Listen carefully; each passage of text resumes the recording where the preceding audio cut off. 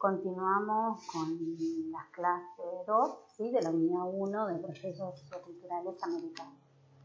Ahora vamos a adentrarnos un poquitito en estos conceptos, ¿sí? Que son importantes para comprender los procesos socioculturales americanos, no tanto por la relevancia que tienen para explicar los procesos históricos, sino para explicar los procesos de la manera en que se construyó ese relato o cómo se organizó, ¿sí? Desde la academia, desde la arqueología, desde la antropología o desde la historia, se organizó ese estudio, ¿sí? De los procesos socioculturales, de las sociedades, de los territorios. Vamos a hablar primero sobre el concepto de área cultural. Este concepto sí tuvo sus orígenes en las exigencias prácticas de la investigación etnográfica americana, ¿sí? De la etnografía americana. La etnografía está dentro, es una rama, ¿sí? De la antropología que se dedica a la descripción de los pueblos vivos, ¿sí? De las etnias, por eso es etnografía. La etnografía americana elaboró el concepto de área cultural como un instrumento, ¿sí? Para poder clasificar y para poder representar en un mapa, ¿sí? Cartográficamente, los grupos tribales de Norteamérica y de América del Sur.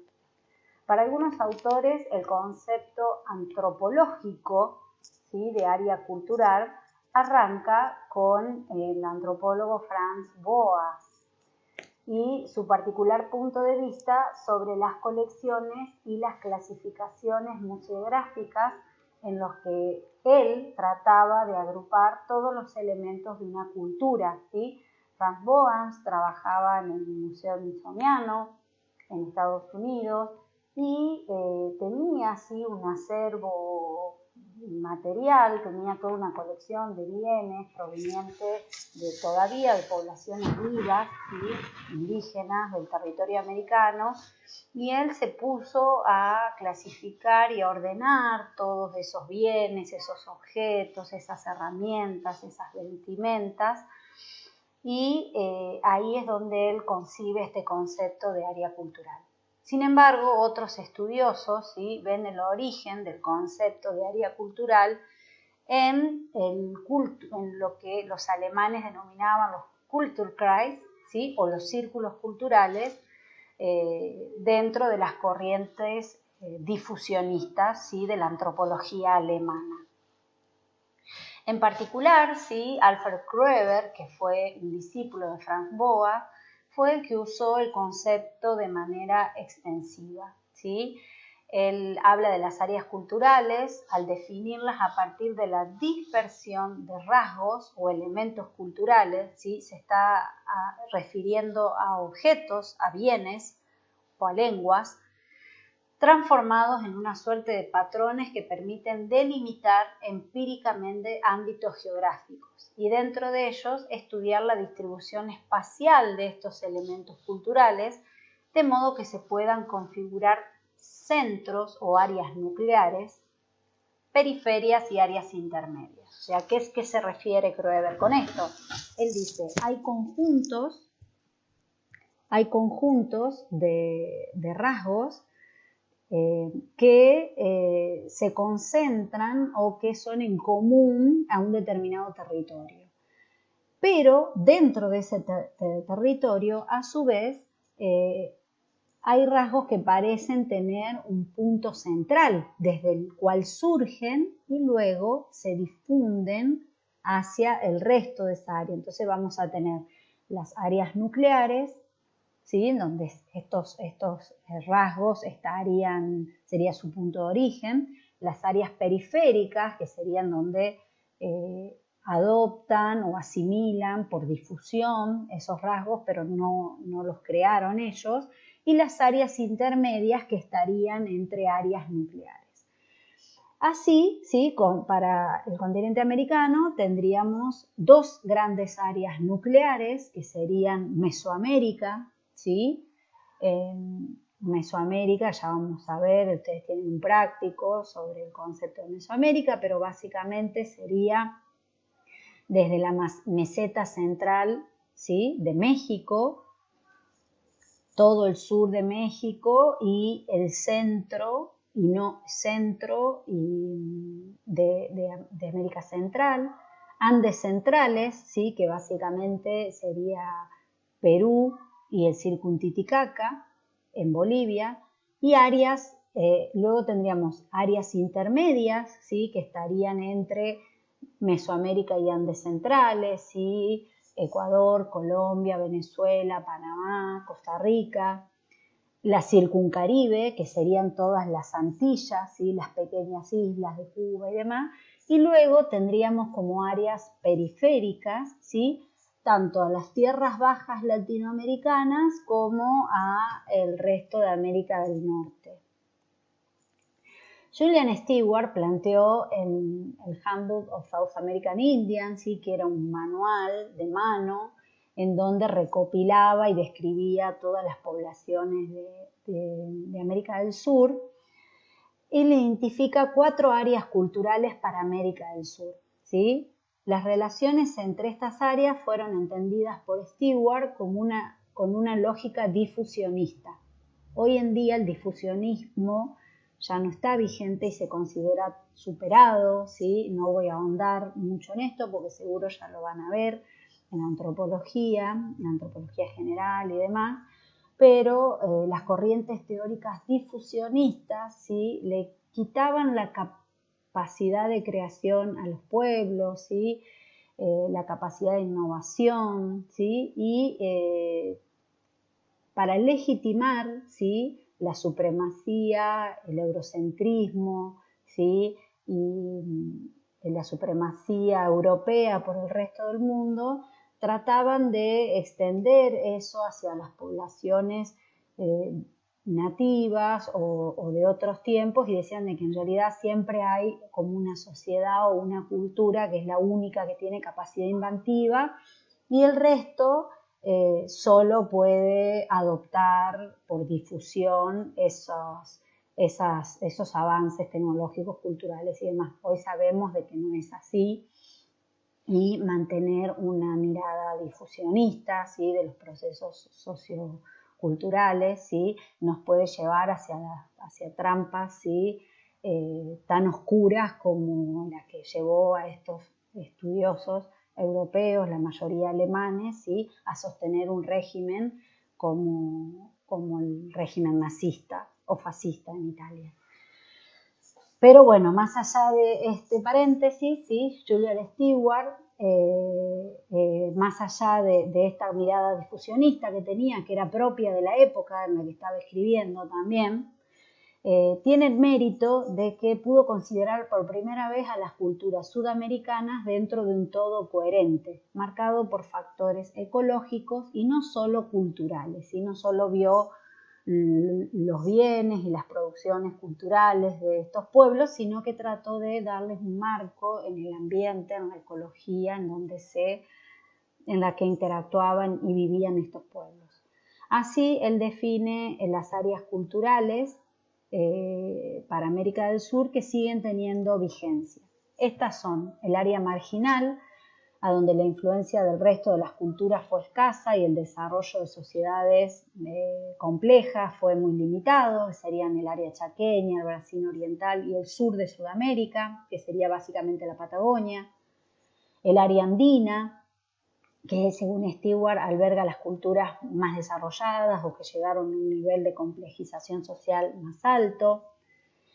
Stewart cree que esta área solo es comparable a la mesoamericana en América, e incluso piensa que el periodo formativo americano, que ya vamos a ver más adelante qué es, se inicia en esta área. El área de las culturas del bosque tropical o de la Amazonía, ¿sí?, caracterizada por ventajas en el transporte fluvial, con grandes ríos, no solo el río Amazonas, sino que tenemos el río Orinoco en Venezuela y acá el río Paraná, ¿sí?, que nace en Brasil y discurre por parte límite con Paraguay y Argentina, ¿sí? Estos grandes ríos, estas 3 grandes cuencas son navegables, ¿sí? Y tienen asociado toda una fauna hícola, ¿sí? Y unas márgenes fértiles óptimas para la agricultura que le concedieron a las poblaciones que habitaron en ellas características también semejantes, y él las agrupa en área de las culturas del bosque tropical. El área circuncaribe o subandina, se caracterizó por cacicazgos y culturas, sociedades complejas, muy sofisticadas, pero que no llegaron al nivel de estados, ¿sí? Como sí lo tuvimos en el área andina. Según el difusionismo de Stewart, había sido influenciado por el área cultural andina. Esta área, ¿sí? Incluiría las poblaciones del norte de Colombia, Venezuela, el Caribe y parte de Centroamérica, ¿sí? Que tuvo influencia maya. Bueno, les voy a hacer una síntesis, algo se lo estuve diciendo, ¿sí? De qué es esto del difusionismo, que es los marcos teóricos en donde surgen estos conceptos de área cultural. Para los partidarios del difusionismo, la fuente principal de diferencias y similitudes culturales no es la inventiva de la mente humana, sino la tendencia de los humanos a imitarse entre sí. Los difusionistas consideraban las culturas como un mosaico de elementos derivados de una serie fortuita de préstamos entre pueblos cercanos y distantes, ¿sí? Fue una corriente de pensamiento de amplia vigencia en la antropología, del que el particularismo histórico norteamericano, ¿sí? Fuera uno de sus exponentes, pero hubo otras variantes, principalmente con desarrollo en Inglaterra y Alemania, ¿sí? Que tuvieron consecuencias políticas devastadoras para la humanidad. ¿Qué era lo que en el fondo le preocupaba a estos estudiosos? ¿Sí? El eje de sus investigaciones de campo y la especulación teórica fue la cuestión del retraso o retardo que caracterizaba a lo que ellos entendían como grupos primitivos, ¿sí? Tenían la visión de que las sociedades civilizadas, ¿sí? Eran las únicas con capacidad inventiva. No es casual que se consolidasen estas teorías que compartían principalmente la noción de cultura como una integración de elementos tecnológico-materiales como los que formaban la concepción del mundo de cada pueblo en particular y que llegaban a determinar las conductas individuales, los famosos patrones de comportamiento, ¿sí?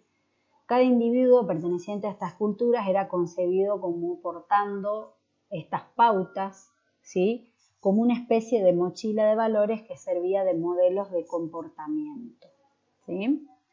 Vamos a ver brevemente el área cultural andina, ¿sí? Ustedes van a ahondar un poco más en estudios andinos sobre esto, pero el área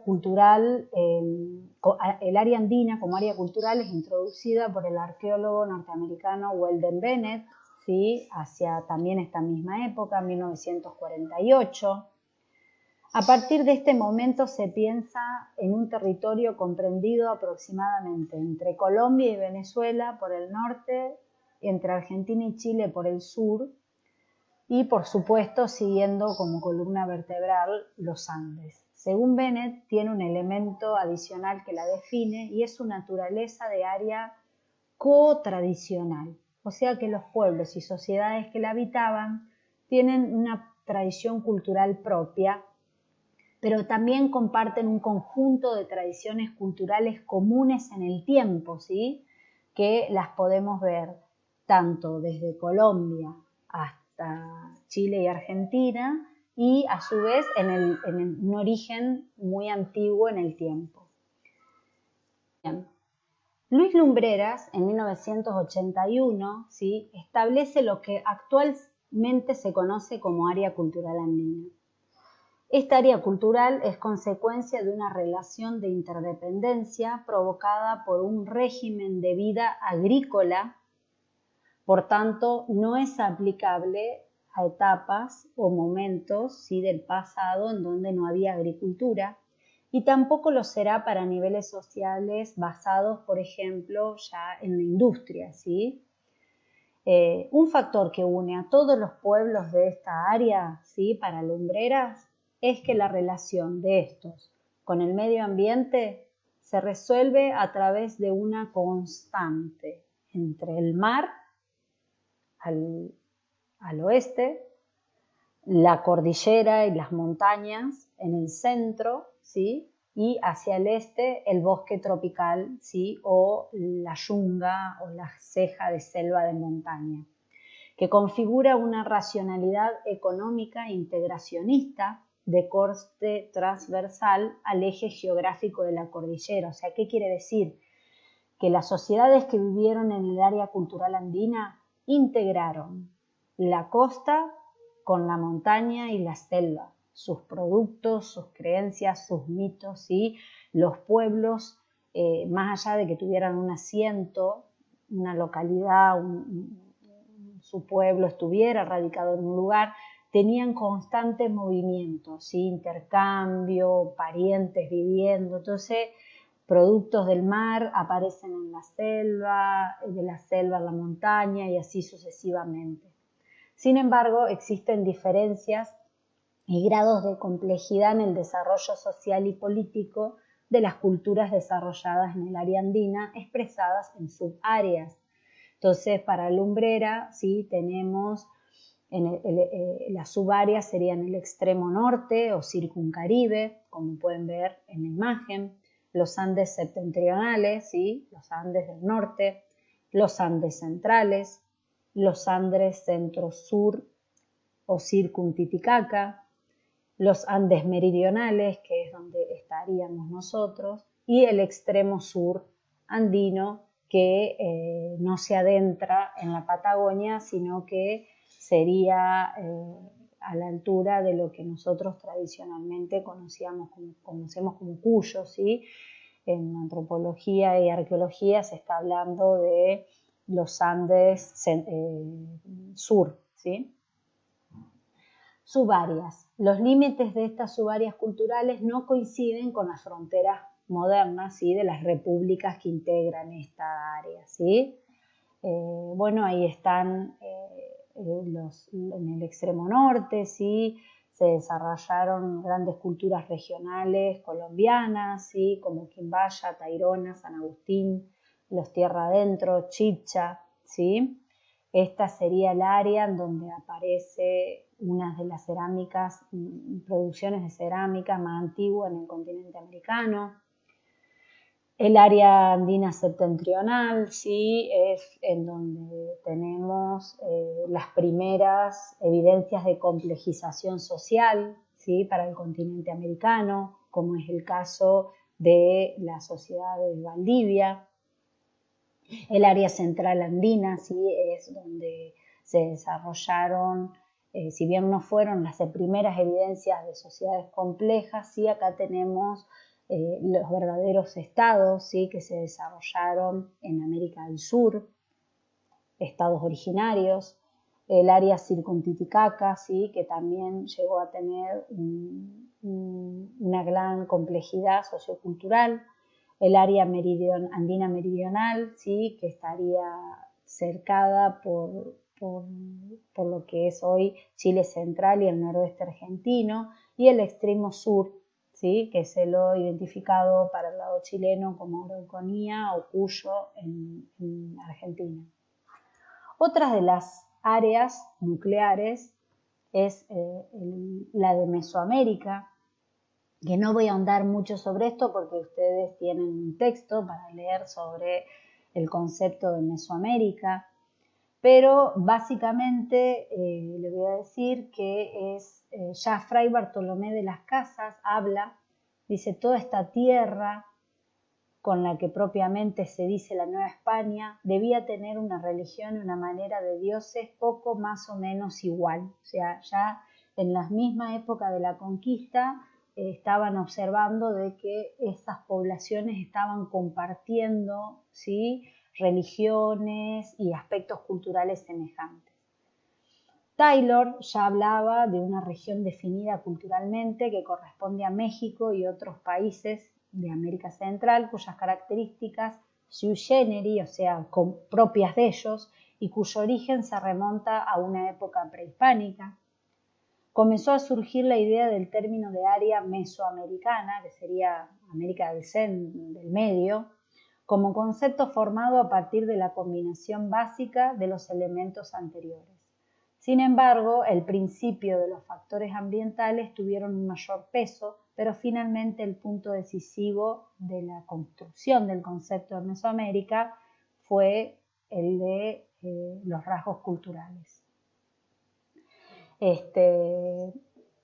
No voy a ahondar en esto, pero si bien hubo muchos intelectuales que comenzaron a esbozar el área cultural mesoamericana, fue Paul Kirchhoff quien la define al área cultural mesoamericana, ordena una serie de rasgos que son exclusivos de esta área, elementos culturales comunes al área y de otras superáreas culturales, y elementos culturales que sobresalen por su ausencia en el área. Kirchhoff comienza la investigación para la alimentación de esta macroárea en una forma histórica, para el siglo XVI, debido a la mayor disposición de información y números de fuentes escritas, por lo que a partir de allí sería más fácil realizar posteriormente los demás estudios, cuestión que nunca pudo llevar a cabo. Para la delimitación mesoamericana, Kirchhoff se aprovechó de la subdivisión ya establecida por Kroeber para el continente y dice que en donde Norteamérica, América Media y Sudamérica, con el fin de que a partir de cuestiones tecnoeconómicas se agruparan las culturas americanas antiguas en 5 grandes zonas: cazadores, recolectores, pescadores de Norteamérica, cultivadores inferiores de Norteamérica, cultivadores superiores, cultivadores inferiores de Sudamérica y recolectores cazadores de Sudamérica. En esta división continental, Kirchhoff privilegió como indicador de cultura a la actividad agrícola, poblaciones que conocían y llevaban a cabo la agricultura. Hay mucha controversia en torno a la delimitación del área. Evidentemente, las poblaciones con rasgos netamente mesoamericanos, o que se les identificaba como netamente mesoamericanos, no estuvieron ocupando los mismos territorios a través del tiempo. Entonces hay momentos de la historia en donde el área mesoamericana se extiende más hacia el norte, o más hacia el sur, abarcando casi todo Centroamérica, y por momentos se contrae, tiene que ver sobre todo con las expansiones de los pueblos mayas, o de los pueblos toltecas, o de poblaciones del norte del área mesoamericana. Pero la frontera norte sería la más difusa de precisar, ya que ya lo van a ver en la bibliografía, es una zona en donde hay momentos de retroacción, de expansión y de invasiones. Él define 3 grandes conjuntos: aquellos que son típicamente mesoamericanos, que tienen que ver con el juego de pelota, con algunos utensilios o formas de utensilios que son propias de Mesoamérica y que no se encuentran en otras zonas, como las vasijas trípode, como los comales, los que se encuentran en Mesoamérica y en otras áreas culturales, sobre todo aquellas que tienen que ver con los centros ceremoniales, con las construcciones piramidales, que tienen que ver con desarrollo, con la tecnología agrícola, y aquellos que están ausentes en Mesoamérica y que sí los encontramos, por ejemplo, en el área andina, como son las plazas hundidas, los complejos ceremoniales en U, que no aparecen en Mesoamérica. En la propuesta final incluyó 44 rasgos culturales propios del área mesoamericana. Así es más o menos como se divide como estaría, digamos, en verde, lo netamente mesoamericano. Aridoamérica, que sería el norte, ¿sí? Que es, como ustedes ven, en momentos se superponen, ¿sí? En donde Mesoamérica llegaba más al norte y luego se retrae. Por último, tenemos, vamos a ver el concepto de las tierras bajas, ¿sí? De América del Sur, que sería todo aquello que está por debajo de los 1500 metros sobre el nivel del mar, según quienes lo definieron, pero por supuesto dejando de lado el área andina. Ya que, bueno, dentro del área andina hay sectores que están por debajo de los 1500 metros, pero las características culturales lo hacen propio del área andina. Tiene subáreas, que sería Venezuela y las Antillas, la Amazonía, básicamente, la faja costera, sobre todo en Brasil y Uruguay, y las tierras bajas meridionales, que sería la Pampa y la Patagonia. Comúnmente se entiende por tierras bajas al territorio situado al este de Canadá, de la cadena andina, desde Cuba hasta Tierra del Fuego. Y dentro de este territorio hay grandes islas, vastos pantanos, ¿sí? La selva más grande del planeta, que es la Amazonía, algunos de los ríos más extensos del mundo, ¿sí? Como el Amazonas y el Paraná, y parte del antiguo continente gondwánico, ¿sí? Que son suelos muy pobres, ¿sí? Si bien sustentan una selva, el equilibrio es muy frágil, por eso los procesos de deforestación, luego de un proceso de deforestación no se recupera, ¿sí? La selva amazónica, porque este escudo gondwánico es muy pobre en minerales y demás. Lo que hace exuberante a las tierras bajas es la riqueza que viene de los ríos que tienen sus nacientes en los Andes, ¿sí? Todos estos tres, el río, la cuenca del Orinoco, del Amazonas y del Plata, tienen la mayoría de los ríos de sus cuencas, nacen en el área andina, y de ahí viene toda su fertilidad. Muchas veces, si nos alejamos de las márgenes de las llanuras de inundación de estos grandes ríos, ya los suelos son muy pobres. Así que bueno, con esto terminaríamos de ver las clases correspondientes a la unidad 1. Sigan con la bibliografía y el trabajo práctico que tienen para hacer.